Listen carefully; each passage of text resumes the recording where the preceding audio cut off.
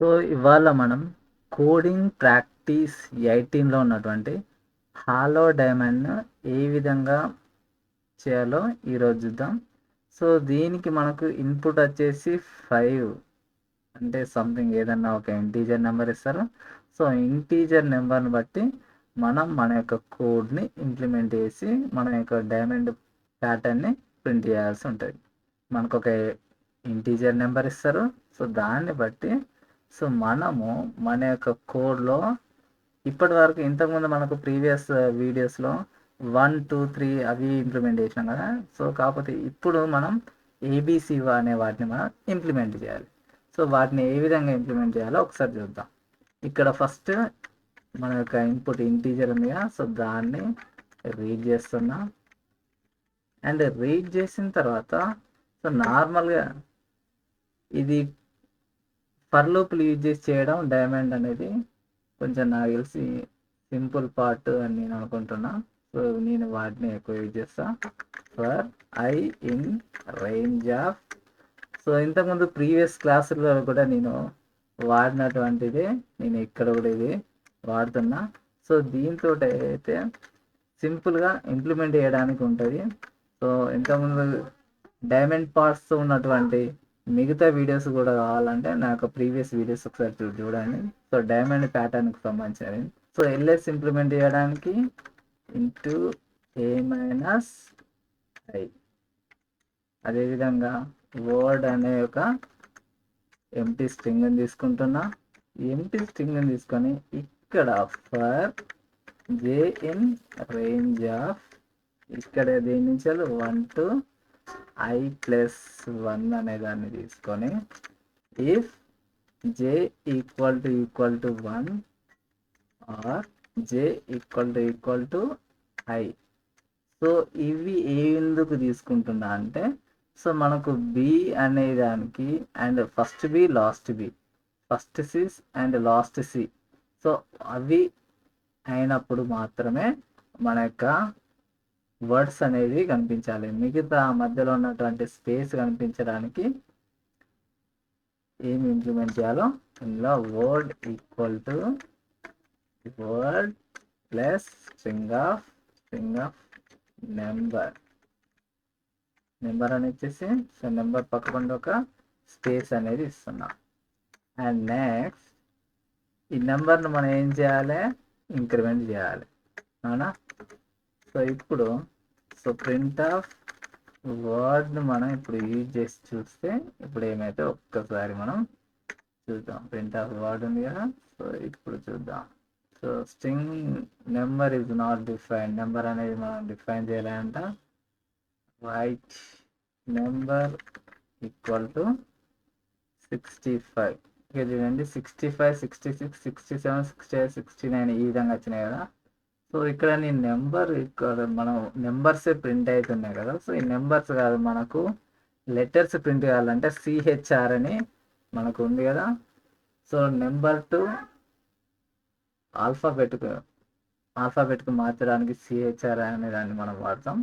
So దాన్ని use చేసి చేస్తాం. అండ్ ఇప్పుడు చూద్దాం. ఇక్కడ చూడండి ABCDEFG అని ఉన్నాయి. సో కాకపోతే ఇక్కడ మనకు అక్కడ స్పేస్ పాటలేదు.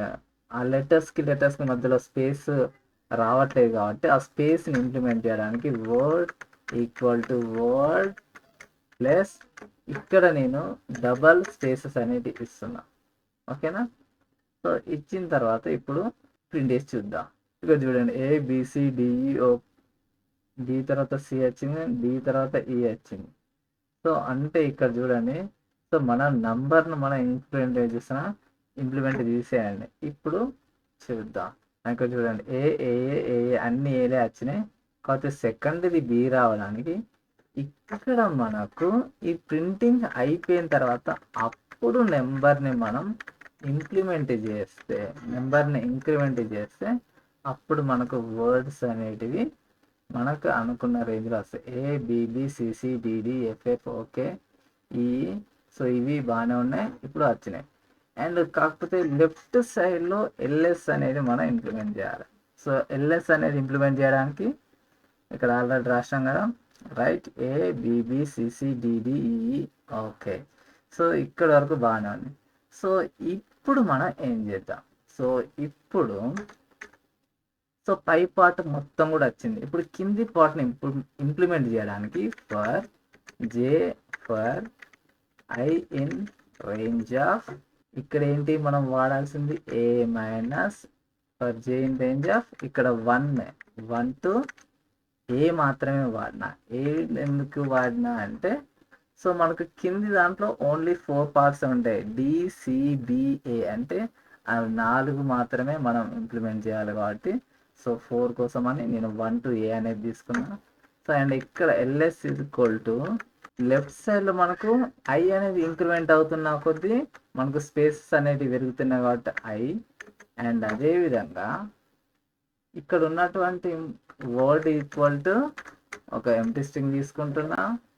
నౌ ఇప్పుడు ఇంకొక ఫర్ లూప్ వాడు, for J in range of, ఇక్కడ మనం ఇంప్లిమెంట్ చేయాల్సిన మొట్టమొదటి పాయింట్ ఇది కరెక్ట్ ఇంప్లిమెంట్ చేయడం వస్తే మనకు ఆటోమేటిక్గా ఇది రావడం అనేది జరుగుతుంది. If j equal to 0 are j equal to A minus I minus 1, అప్పుడు word equal to word plus string of CHR character of number plus ఇక్కడ ఒక స్పేస్ ఇస్తున్నాం.